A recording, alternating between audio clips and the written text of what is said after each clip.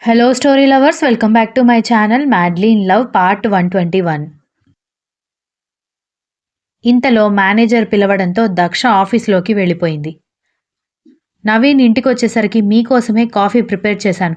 ఒకసారి తాగి ఎలా ఉందో చెప్పండి అని సంగవి ఎదురు రావడంతో ఆమెని ఆశ్చర్యంగా చూసి ఇంటి నుంచి బయటకొచ్చి ఇది మా ఇల్లేనా?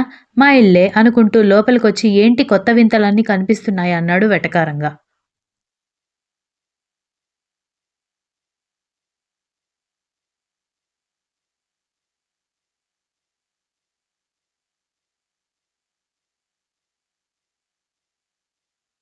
అబ్బా! నీ వెటకారం చాలులే. నీకోసమే కష్టపడి కాఫీ ప్రిపేర్ చేసింది. ఒకసారి తాగి టేస్ట్ ఎలా ఉందో చెబితే సరిపోతుంది కదా! అని ఇందిర చెప్పడంతో, వీళ్ళమ్మ, వీళ్ళ నాన్న, ఈ మేడం ఏమైనా వేషాలు వేస్తుందంటే అది ఖచ్చితంగా ఏదో డ్రామాకి అంకురార్పణ అని మనం అర్థం చేసుకోవాలమ్మా. అంతేగాని పిచ్చివాళ్ళలాగా వాళ్ళు ఏం చెప్తే అది చేయకూడదు అంటూ సంఘవి వైపు చూసి, నాకో కాఫీ వద్దు, నువ్వు చేసిన కాఫీ అస్సలొద్దు అంటూ రూమ్‌లోకి వెళ్ళిపోవడంతో పిచ్చి మొహం వేసుకుంది సంఘవి.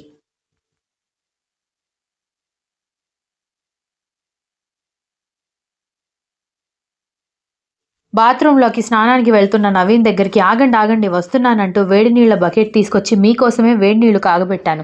వీపు రుద్దుతాను. లోపలికి వెళ్దామా అనగాని ఏయ్ ఏంటి వచ్చినప్పటి నుంచి చూస్తున్నాను చాలా ఎక్కువగా చేస్తున్నావు. ఏం ప్లాన్లో ఉన్నావు అన్నాడు. నేనేం ప్లాన్ చేయలేదండి. మా అమ్మ నీ భర్తకి నచ్చినట్టు నడుచుకో అప్పుడే నీ కాపురం బాగుపడుతుంది అని చెప్పింది. అందుకే నన్ను నేను మార్చుకోవడానికి ట్రై చేస్తున్నాను. నేను ఇలాగే ఉండాలని కదా మీరు కోరుకున్నారు. ఇలాగే ఉంటే ఎందుకు కోపడుతున్నారు అని అంది.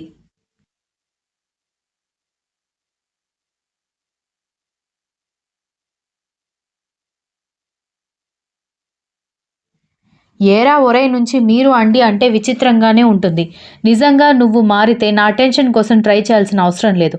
ఆటోమేటిక్‌గా నీలో మార్పు నాకు అర్థమైపోతుంది అంటూ బకెట్ తీసుకుని డోర్ ఆమె మొహం మీద క్లోజ్ చేసి వెళ్ళిపోయాడు.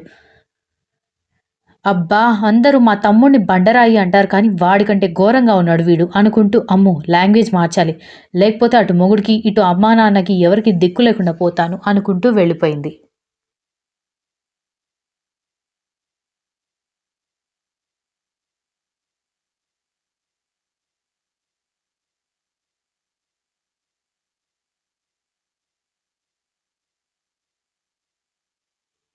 బేబీ ఈరోజు సాయంత్రం చిన్న పార్టీ ఉంది వెళ్ళాలని చెప్పాను కదా! ఇంకా ఎంతసేపు వెయిట్ చేయాలి? నేను నీకోసం హోటల్ ముందు వెయిట్ చేస్తున్నాను. అందరూ నన్ను ఒక వింత జంతువుని చూసినట్టు చూస్తున్నారు. వస్తున్నావా? రావట్లేదా? అని ఫోన్ చేసింది మురళి గర్ల్‌ఫ్రెండ్. దీనికంటే సంవత్సరం ముందే బాగున్నావు. మాట్లాడించినా కూడా నోటి ముత్యాలు రాలిపోతాయేమో అన్నట్టుగా సరిగ్గా మాట్లాడేదానివి కాదు. ఇప్పుడు ఏకంగా బెదిరిస్తున్నావని మురళి నవ్వడంతో జోక్స్ వేసింది చాలు గానీ ముందైతే రా అంటూ ఫోన్ కట్ చేసింది.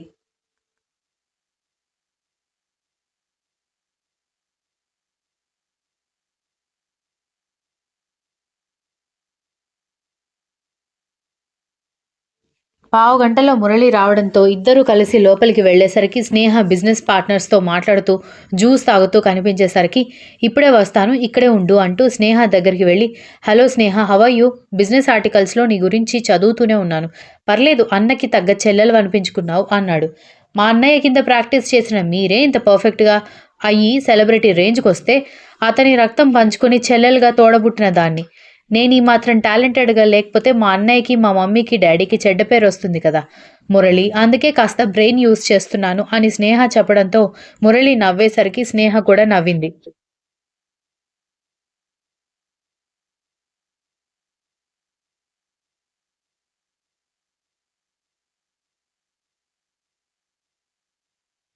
వాళ్ళిద్దరిని చూస్తూ వీళ్ళేంటి తెగ నవ్వుకుంటున్నారు అనుకుంటూ బేబీ ఇక్కడ ఏం చేస్తున్నావని కావాలని బేబీ అని పిలుస్తూ మురళి దగ్గరికి రాగానే Sneha she is my girlfriend అని పరిచయం చేయడంతో ఓహో గర్ల్ ఫ్రెండ్ కూడా వచ్చేసిందా మరి పెళ్ళెప్పుడు చికెన్ బిర్యానీ ఎప్పుడు పెడుతున్నావు అని అడిగింది స్నేహ.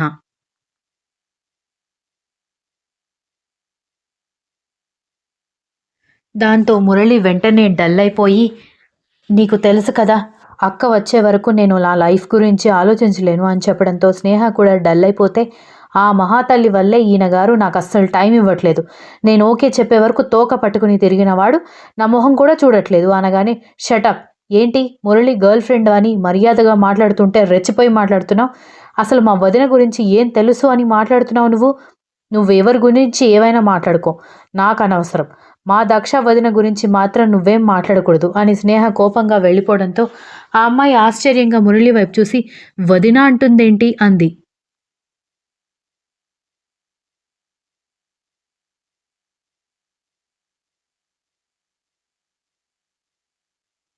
మా అక్క వాళ్ళ అన్నయ్య కర్ణ ప్రేమించుకున్నారు అని చెప్పడంతో ఆ అమ్మాయి పిచ్చ షాక్ అయిపోయింది. దక్ష నిన్ను మేనేజర్ పిలుస్తున్నాడు. మేనేజర్ క్యాబిన్‌కి కాదు బాస్ క్యాబిన్‌కి వెళ్ళు.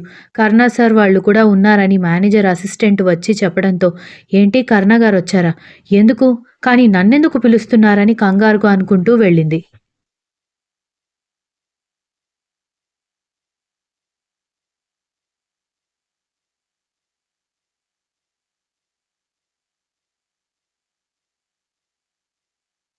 దక్ష లోపలికి వెళ్ళడానికి పర్మిషన్ తీసుకుని వెళ్ళేసరికి కర్ణ దక్ష వైపు ఒక లుక్ ఇచ్చి కాలు మీద కాలు వేసుకుని కూర్చునుంటే ఏంటి సార్ నన్ను రమ్మన్నారు అని అడిగింది దక్ష. మొన్న ఆఫీస్ ఇనాగరేషన్‌కి డెకరేషన్ చేసింది నువ్వే కదా గుర్తుందా? అని అడగడంతో నేనే సార్. చేసి 2 రోజులే కదా అయింది. నేనేం మర్చిపోలేదు అని అంది. కర్ణ సార్ నీతో ఏదో మాట్లాడాలంట. అందుకే పిలిపించాను అనగానే దక్షకి ఒక్కసారిగా గుండె వేగం అందుకుంది.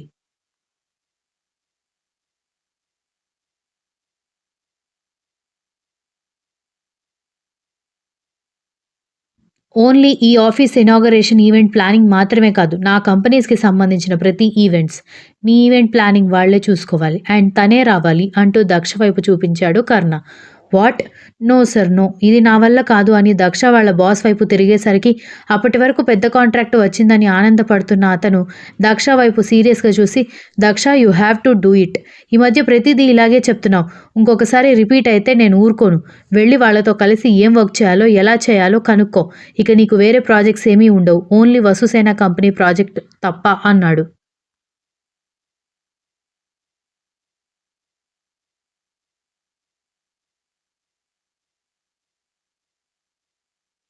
దక్ష కర్ణ వైపు చూసేసరికి ఒక సాడిస్టిక్ స్మైల్‌తో చూస్తూ కనిపించాడు. దక్ష కోపంగా చూస్తూ ఉంటే, "నేను చెప్పాను కదా సార్! ఇక నుంచి మీకు సంబంధించిన ప్రతి ఈవెంట్ తనే దగ్గరుండి మేనేజ్ చేస్తుంది. తన వర్క్ చూసారు కదా! షీ ఈజ్ సో పర్ఫెక్ట్" అన్నాడు బాస్ దక్ష వైపు చూస్తూ. కర్ణ అదోలా వాడిని చూస్తూ ఉంటే, "దక్ష కర్ణ సార్ నీతో ఏదో మాట్లాడతాను" అన్నాడు. "అదేంటో చూడు" అంటూ బాస్ తన మేనేజర్ వైపు చూడడంతో, మేనేజర్ తన బాస్‌తో కలిసి బయటికి వెళ్ళిపోయాడు.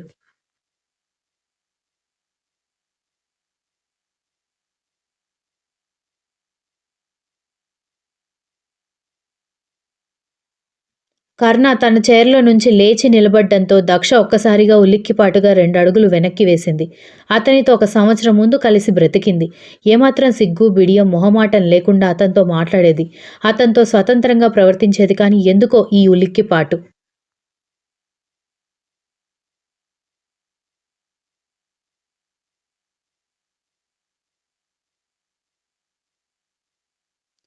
కర్ణ దక్ష దగ్గరకొచ్చి చిటికలు వేస్తూ నీ బాస్ మాత్రమే కాదు ఆల్ ఓవర్ వరల్డ్‌లో నేను వేసే బిస్కెట్ల కోసం ప్రతి ఒక్కరూ ఎదురు చూసేవాళ్లే. నువ్వు నా నుంచి తప్పించుకోలేవు. నా మనసుతో ఆడుకున్న నిన్ను ప్రతి క్షణం గిల్టీగా ఫీల్ అయ్యేలా చేయడమే నా ధ్యేయం అని చెప్పి గ్లాసెస్ పెట్టుకుని వెళ్ళిపోయాడు. దక్ష వెంటనే మోకాళ్ళ మీద కూర్చొని ఎందుకు స్వామి? ఎందుకు? ఎందుకు నాకిన్ని పరీక్షలు పెడుతున్నావు? రేపో మాపో అన్నట్టున్న నా పరిస్థితికి ఇప్పుడు ఇన్ని అవాంతరాలు అవసరమా? ఎలాగోలా అడ్జస్ట్ అవుదాంలే ఈ పరిస్థితి నాకేం కొత్త కాదు కదా అని ఉందామనుకున్నా నా పరిస్థితి ఎప్పుడు ఎలా మారుతుందో తెలీదు. నా పరిస్థితి గురించి ఆయనకి తెలియకూడదు అనుకుంటూ విసురుగా ఆ ఛాంబర్ నుంచి బయటకి వెళ్ళిపోయింది.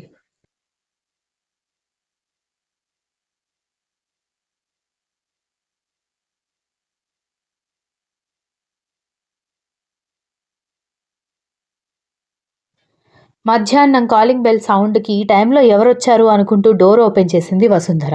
ఎదురుగా హ్యాండ్ బ్యాగ్‌తో కనిపించిన దక్ష వైపు చూసి వెనక్కి తిరిగి గోడ గడియారం వైపు చూసి ఏంటి మధ్యాహ్నమే వచ్చేసావు? సాయంత్రం 4 గంటల వరకు రావు కదా! మళ్ళీ ఈరోజు పిచ్చి కుక్క తరిమిందా? అంటూ దక్షని కింద నుంచి పై వరకు చూసి లేదే పొద్దున్న ఎలా వెళ్ళావో అలాగే ఉన్నావు. కాకపోతే కొంచెం చెమట పట్టింది. ఏమైంది ఇంత త్వరగా వచ్చావని అడిగింది వసుంధర.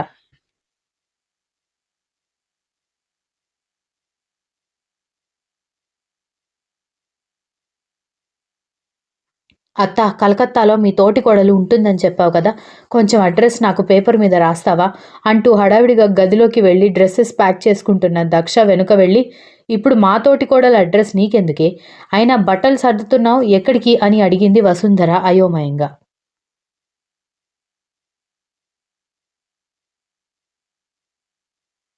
అడ్రస్ అడిగి బట్టలు సర్దుతున్నానంటే వాళ్ళ ఇంటికి వెళ్ళడానికని అర్థం కదా అత్తయ్య అని దక్ష అసహనంగా చెబుతూ ఉంటే, ఇప్పుడు ఇంత అర్జెంటుగా కలకత్తా ఎందుకు?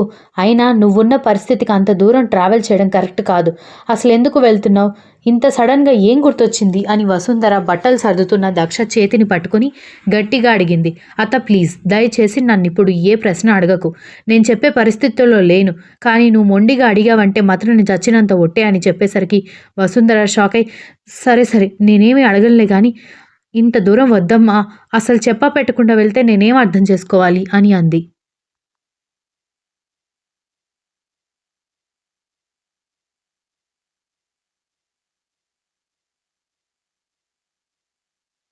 అక్కడికి వెళ్ళాక కొన్ని రోజులు సర్దుకున్న తర్వాత నేనే నీకు ఫోన్ చేసి నా యోగక్షేమాల గురించి చెప్తాను. అప్పటి వరకు నాకు కొంచెం సహకరించు అని దక్ష రిక్వెస్ట్ చేయడంతో అసలు ఏమాత్రం అర్థం కాని అయోమయ పరిస్థితిలో ఉండి గట్టిగా నిలదీయాలని ఉన్న ఆరోగ్యం బాగాలేని పిల్ల అన్నిసార్లు చచ్చినంత ఒట్టే అని అంటూ ఉన్నా బలవంతం చేయడం కరెక్ట్ కాదని కలకత్తాలో ఉండే తోటి కోడలి అడ్రస్ అడిగి కనుక్కొని దక్ష మొబైల్‌కి షేర్ చేసింది.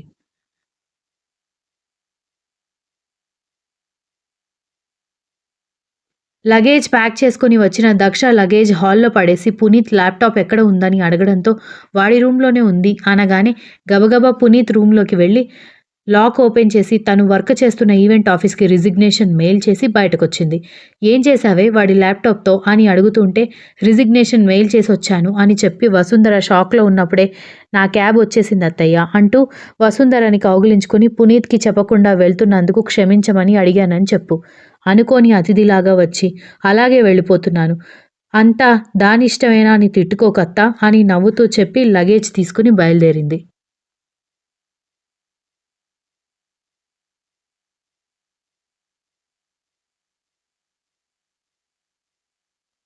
ఇన్ని రోజులు తను చేసిన సేవింగ్స్‌తో ఒకే ఒక ఫ్లైట్ టికెట్ కొనగలిగితే వెంటనే ఎయిర్‌పోర్ట్‌కి వెళ్తూ ఉండగానే దారిలో కారు ఆగిపోయిందని క్యాబ్ డ్రైవర్ క్యాబ్ ఆపేసరికి "అయ్యో! నాకు ఫ్లైట్ టైమ్ అవుతోంది భయ్యా ఇప్పుడు క్యాబ్ ఆగిపోయిందేంటి?" అంటూ కారు దిగి చుట్టూ చూసి 10 అడుగులు వేసి అక్కడే కాళ్ళకి ఫెవికాల్ వేసి అంటించినట్టుగా ఆగిపోయి షాక్‌లో చేతిలో ఉన్న లగేజ్, హ్యాండ్ బ్యాగ్ వదిలేసి బొమ్మలాగా నిలబడిపోయింది.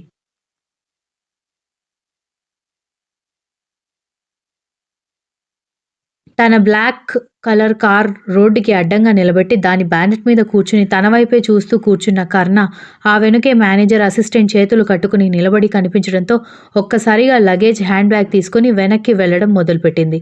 ఆమె వెళుతూ ఉంటేనే 4 వెహికల్స్ వచ్చి ఆగాయి.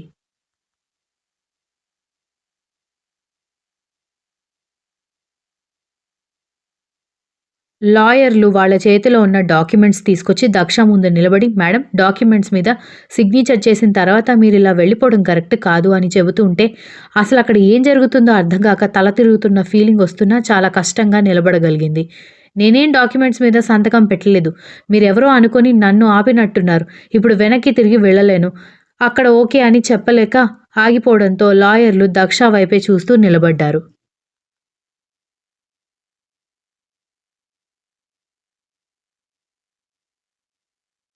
Continues. If you like this story, please like, share, comment, and don't forget to subscribe.